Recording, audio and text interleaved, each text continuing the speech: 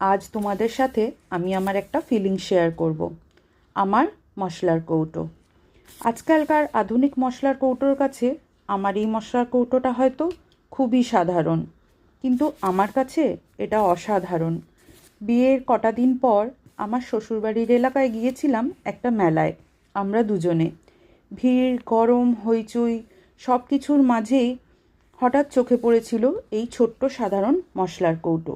লাল রং, প্লাস্টিকে, খুব সাধারণ দেখতে। দাম ছিল মাত্র 12 টাকা। কিন্তু তখনকার ওই মুহূর্তটাই ছিল অমূল্য। ও বলেছিল, এটা নাও, তোমার রান্নাঘরের কাজে লাগবে। তখন বুঝিনি এই ছোট্ট উপহারটা কত বড় স্মৃতি হয়ে থাকবে জীবনে। আজ 14টা বছর হতে চলল। কত জায়গায় ট্রান্সফার হয়েছি, কত জায়গায় কতবার করে সংসার পেতেছি, আর বারবার মশলা রেখে সংসার করে চলে যাচ্ছি এই মশলার কৌটোটাতেই। যতবার খুলি মনে হয় সেই মেলার গন্ধ, সেই ভালোবাসার ছোঁয়া, সেই নতুন সংসার পাতার আনন্দ, উৎসাহ, আর একটু আবেগ মাখা ভয়, আর সেই মধুর স্মৃতি।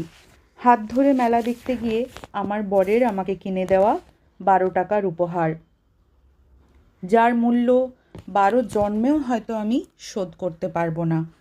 সময় পাল্টেছে, রান্নাঘর বদলেছে, কিন্তু এই কৌটোর সঙ্গে জড়িয়ে থাকা অনুভূতিটা কখনো বদলায়নি। আমার সংসার শুরু হয়েছিল এই কৌটো দিয়ে, আর আজও এটা আমার প্রতিদিনের সঙ্গী। আধুনিক কৌটোও রয়েছে বাড়িতে, সেটাও ও কিনে দিয়েছে, কিন্তু এই কৌটোটা আমার জীবন থেকে সরাতে আমার মন চায় না। একটু পুরনো হয়ে গেছে, একটু রং উঠে গেছে, কিন্তু ভালোবাসা ঠিক আগের মতোই রয়ে গেছে, ঠিক আগের মতোই প্রিয় এই আমার মশলার কৌটো। মাঝে মাঝে এটাকে ঘষে পুরনো জৌলুস ফিরিয়ে আনার চেষ্টা করি, আর তখন মনে হয় সময় চলে যায়, স্মৃতি থেকে যায়, আর কিছু জিনিস ভালোবাসায় ভরে থাকে আজীবন।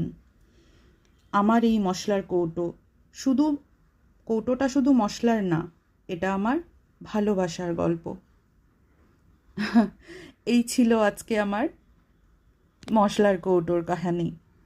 এই যে তোমরা দেখতেই পাচ্ছ, কৌটোটা আমি ভালো করে মাঝে মাঝেই একটু ধুয়ে মেজে পরিষ্কার করে নিয়ে তারপর আমি এটার মধ্যে সব মশলাগুলো আবার ভালো করে ভরে রাখি।